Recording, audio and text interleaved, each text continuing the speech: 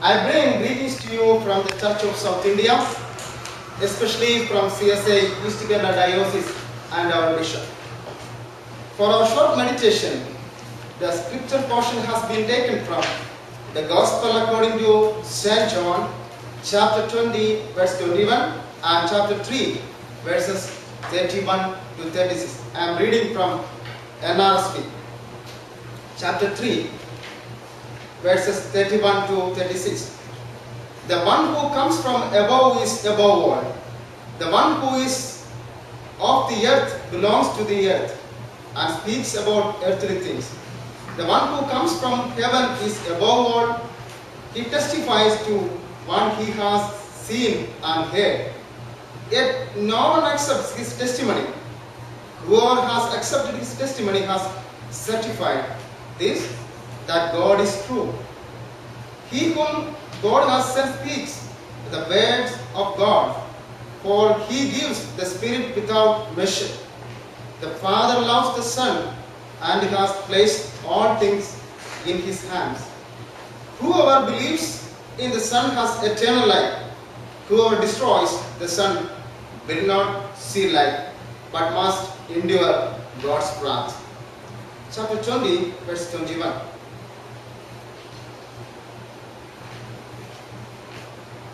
Jesus said to them again, "Peace be with you.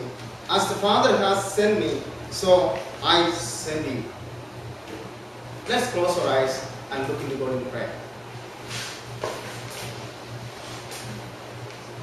Gracious Lord, loving Father, we are coming to Thy presence to worship and contemplate on Your word. Let the words of my mouth and the meditation of our heart be acceptable to you, O Lord, my rock and our Redeemer. Amen. This Sunday is the 6th Sunday after resurrection. Here the passages that are selected from the context of the resurrection and coming of the Jesus. These two passages gives the message for the purpose, duties and assurance of Christ's coming and the importance of resurrection. Therefore, church may need to meditate the experience of the resurrection and the life of Christ. So many churches follow this Sunday theme as resurrected Christ with his church. Resurrected Christ with his church. Few weeks ago, we could experience the resurrection and its greatness and goodness for the entire humanity from God. Resurrected Christ has a significant place in the Christian beliefs, existence and credibility for faith. Resurrection is the real cause for the growth of the church. If Christ was not resurrected, there will not be a church and Christianity. Therefore, Christ's redemption has significant even in the Christian beliefs and practices. Christ's incarnation completes on the resurrection and its experiences to the disciples and the churches are witnessing the redemption, life and eternity of Christ Jesus. This particular passage reminding us through John the Baptist that one who is coming and he will be taking control over everything. In order to establish his kingdom, he has sent by God himself for the redemption of the entire humanity and world. Evangelist John has talking about the one who comes from heaven. The important thing related with this passage is that is he coming to redeem the world? What he wanted to share with us? Is he coming to affirm the eternal life for entire world? Therefore, we need to think, is the resurrected Christ with the church? Do we have the resurrected Christ experience in our life or in our midst? How much shown the Christ experience from Christianity, church and each individual? Therefore, we need to think and make necessary assessment for the visibility of resurrected Christ in the churches. Hence, today's churches are the agents of money, power, politics, domination, hierarchical orders, division, partiality and segregation. We need to think that resurrected Christ experienced how much the churches exercise. Churches are leading with the Christ-centered life or motives that are taking control from the evils of inequality, injustice and oppression. Christ's resurrection or coming to the world is for liberation, deliverance, establishment of justice, equality, peace, joy, experience of sharing, caring, reconciling. But unfortunately, these things have been taken away from because of the different forces that are suppressing and oppressing among our Christian life. Therefore, church and Christian communities need to engage in the process of redemption, testimony, and eternal life of the humanity and entire nature. John chapter 3, verses 31 and 32 describes to us Christ came for redeem the world. Christ came for redeem the world. My first point is Christ came for redeem the world. It is visible as a testimony to the person of Christ in the light of what the author spoke with higher authority than that of earth. Jesus came from heaven and spoke with higher authority than that of earth. This radical dichotomy, the separation of from above and from below, was familiar to the religious world of the first century. It expressed the familiar dichotomy between the spiritual or mental world and the material world, between the world of the mind and the world of the senses. One who has come from above is above all things and everyone else, and his testimony is the most crucial. Indeed, there will be a new heaven and new earth. If their outlook, kingdom will one day fully manifest itself on earth. As we have been praying for centuries in the Lord's Prayer, if indeed there will be a future resurrection of believers, as the 1 Corinthians chapter 15 says, then Christians must indeed be concerned not only about heavenly things, but also about earthly things, for both creatures and creation shall one day be redeemed. Paul talks about in Romans chapter 8, verse 19 and 20. No one should be more concerned about caring for the earth and matters of worldly importance than Christians, since that is evidently God's great creation.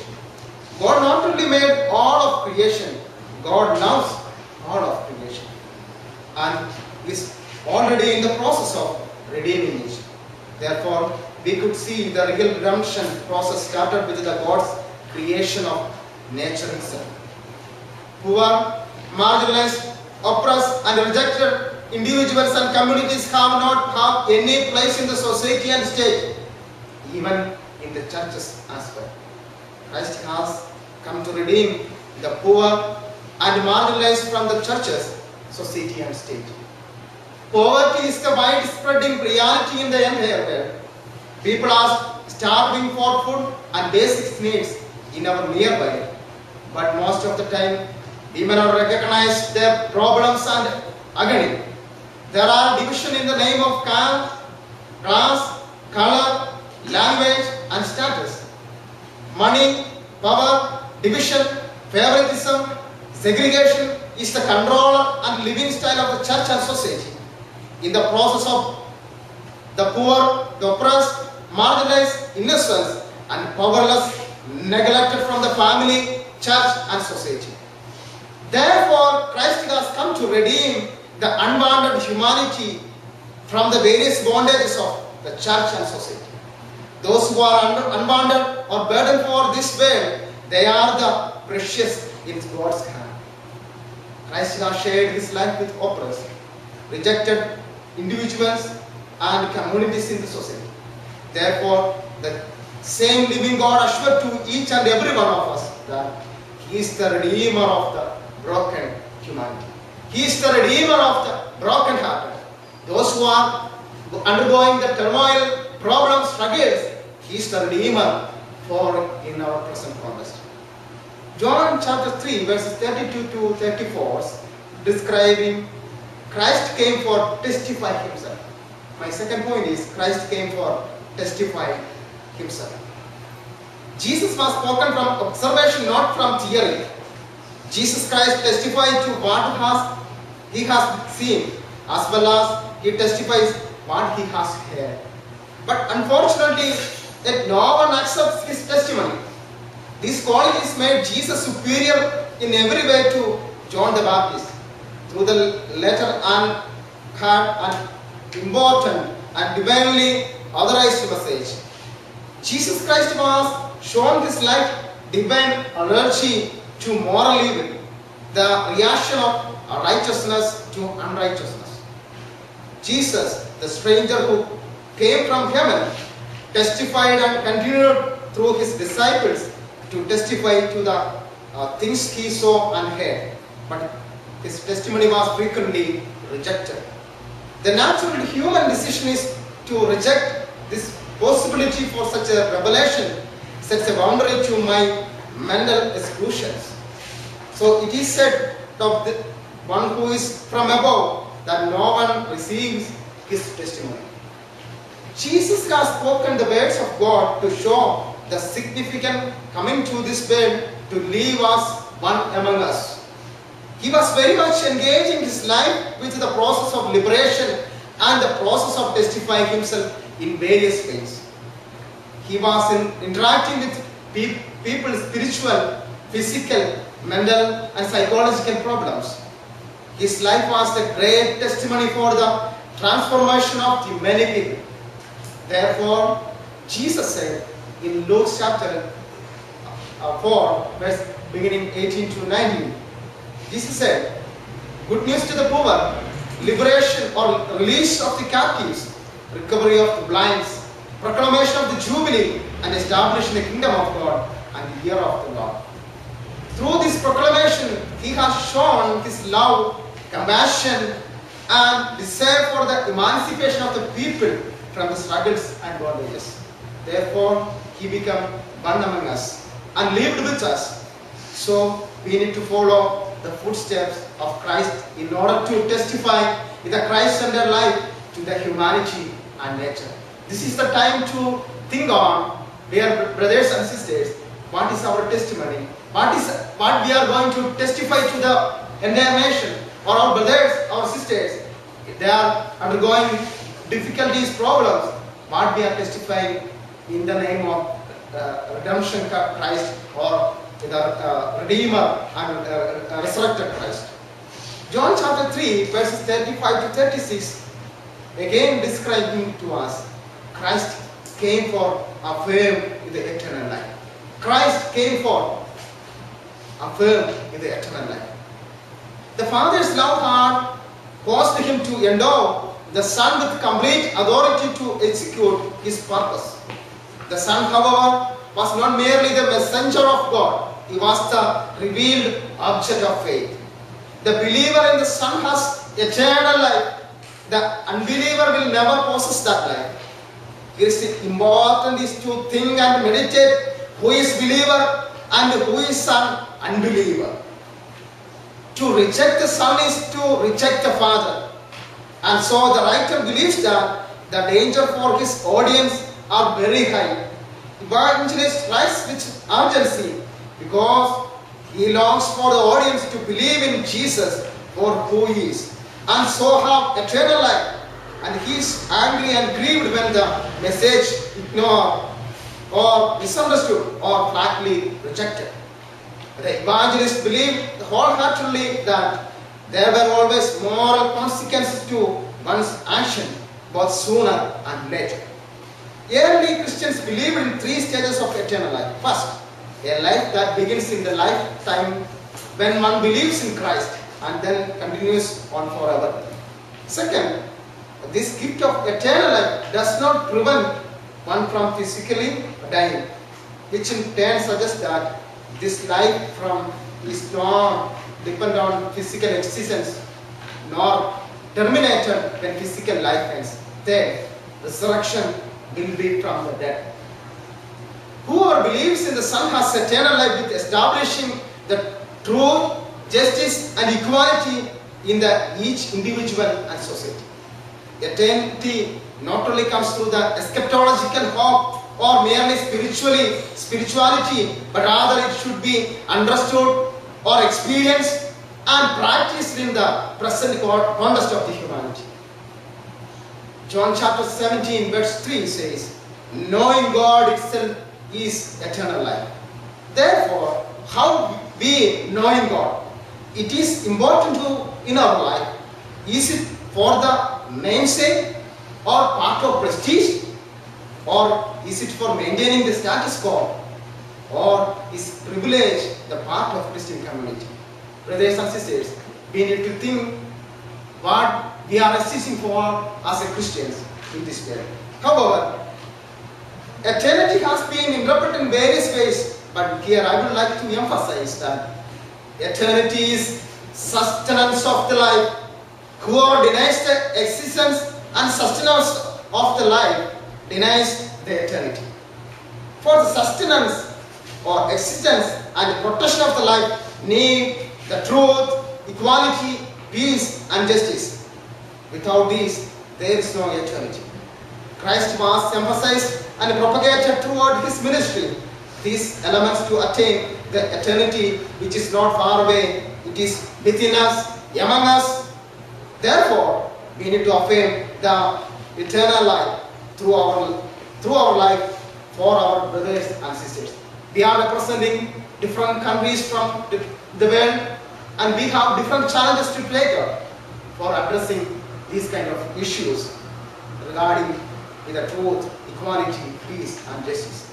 So Christ came to establishing the eternal life which is given to the world, prevalent with truth, justice and peace.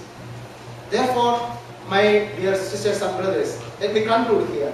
One of the early Indian scripture, Brihadaranya Upanishad says or recites like this: Asadoma Sadgamaya Tamasoma Jyotirgamaya Vrityoma Amritam Gamaya. Asadoma Sadgamaya Tamasoma Jyotirgamaya Vrityoma Amritam Gamaya. Which means, lead me from asat to sat, or untruth to truth. Lead me from darkness to light. Lead me from darkness to light. Lead me from death to immortality or eternity. And repeat again. Lead me from death to immortality or eternity. Therefore, Christ's resurrection and coming to this world is reminding us to lead from untruth to truth, from darkness to light, and from death to immortality or eternity. Christ's resurrection again reminding us that the redemption, this entire life and prompting for eternity has been done through the cross.